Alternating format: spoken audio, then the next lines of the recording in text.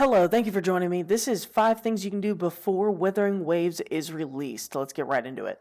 Number 1, make sure you are still pre-registering. Just because we hit 30 million pre-registers doesn't mean anything. Any number of additional milestones could be added on. Could be 35 million, 40 million, in which case even more rewards could be there for the taking. Not only that, as of right now, Wuthering Waves has more pre-registers than Genshin had before release. The more pre-registers we have, the more help it gives to Wuthering Waves to truly be at the public's eye. The more pre-registers there are, the higher the likelihood is that Wuthering Waves absolutely blows any projections out of the park.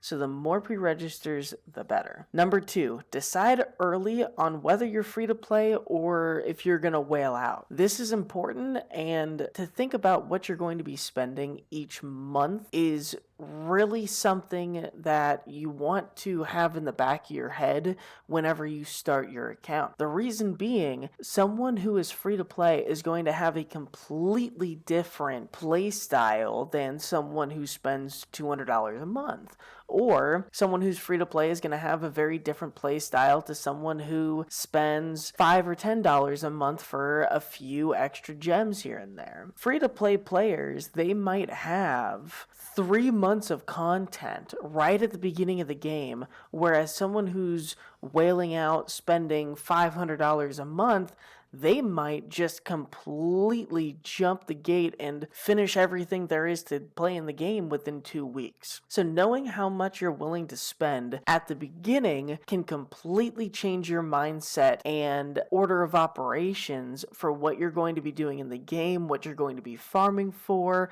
and what your goals are. Number 3, decide what characters you like and stick to them. This one's extremely important, especially if you're spending less. The more you're wishing willy-nilly back and forth between this character and that character, the more likely you are to get characters you don't really care for. So take some time, really sit there and think, do I like this character?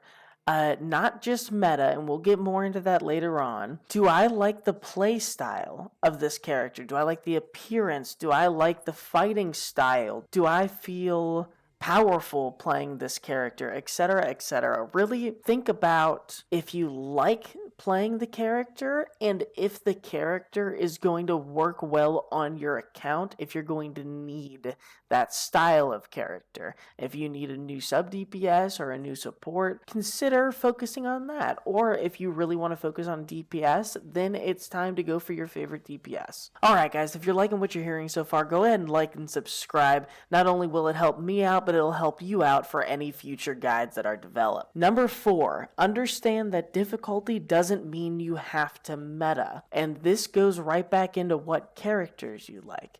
Meta does absolutely nothing except for make sure that you're able to have a slightly bigger number on the screen. The slightly bigger number means nothing if you don't like the character and if you don't understand the character properly. Having a good character that you truly like and you want to invest time into learning and playing will allow you to push out more damage than someone who's just picking whichever character is SS tier on some random YouTuber's tier list. Make sure you care for the character, make sure they work with your account, and that will be infinitely more important than if they can push out a high damage number. And number 5, be mentally prepared for the increased difficulty.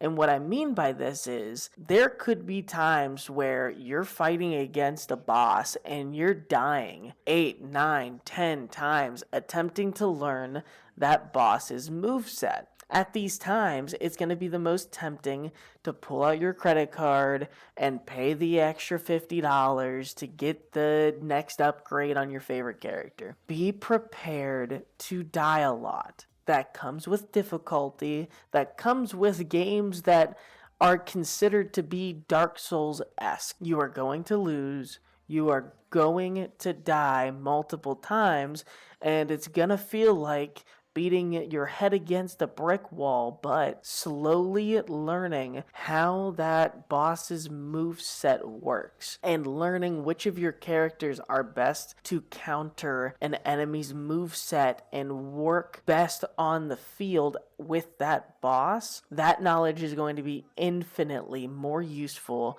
than just paying an extra couple dollars. Well, anyways, that's all I have for you today. Thank you guys so much for watching. If you want more, make sure you hit that like and subscribe button.